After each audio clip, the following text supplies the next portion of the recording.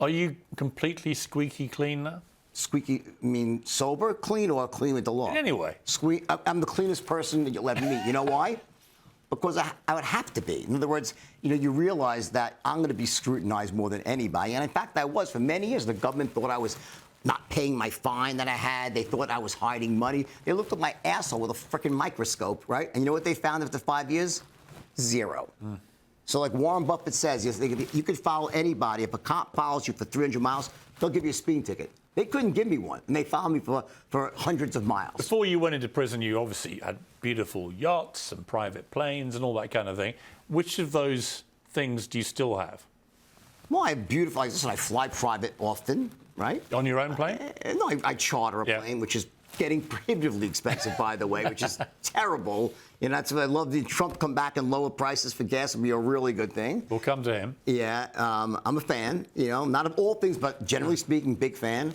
Right? I would never buy a yacht again. I was so happy when the one I had sank. It was like I was so happy. Like I didn't plan it out, but when it was sinking, I was like, yes, Lloyds of London, right? I worked at Lloyds. Right? My first year of my working career, I had to help a mate out. I worked on one of the underwriting syndicates. Yeah. So I would have been one of those guys paying you all that money for your yacht. There you go, right? I got a check for like $9 million the day it said. A few days later, they showed up. They're like, usually we investigate these things, but no one will be stupid enough to go on the boat themselves into a storm. You just, here's a check and don't ever ask us to insure you again, basically. They pay me right away, right? So Lloyds was pretty good to me. So no boat, but you chartered private plane. Chartered private. I'm very... Nice car? Yeah, but I do... What do you drive? A Mercedes, and my wife has got an Aston Martin. Which one? She's got the truck, the DBX. And I have the AMG, the GT Turbo, whatever it is, AMG, right? I'm an Aston Martin guy. But cars, it's interesting. When I was in my 20s and 30s, I just loved cars. It meant everything to me, what car I drive.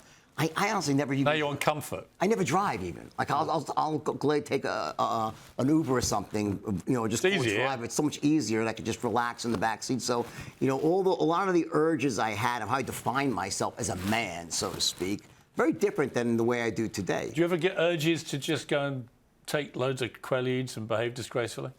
Well, yeah, but Quaaludes, yeah, not cocaine, but Quaaludes were amazing. Thankfully, they're illegal, and you can't find them anywhere.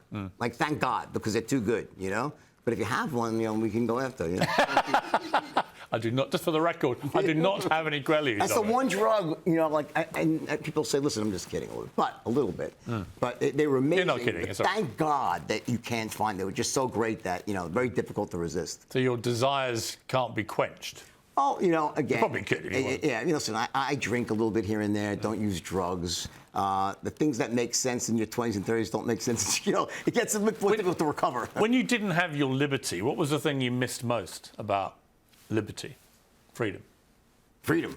Just literally being able to... Were there specific things that when you came out, what were the things you most wanted to do again? First thing I did was I ate a cheeseburger. Missed cheeseburgers desperately, right? But I mean, it's when you're in jail, and I was not in a terrible jail. It wasn't like I had to worry about, going into the shower and getting in the shower. It wasn't like that, okay? It was a minimum security. But jail's jail. You have no freedom. You can't do what you want to do. And there's something about that can be very suffocating. Now, the way I got around that was just engrossing myself in learning how to write. And that passed the time very quickly. And I worked out a lot, got kept in shape. But other than that, just the entire, it's hard to explain because, there's something about not having freedom, not being able to do what you want to do when you want to do it, is suffocating. And it can be for most people, it can break them. For me, I was able to turn that into energy to write and ended up really reinventing an entirely new life.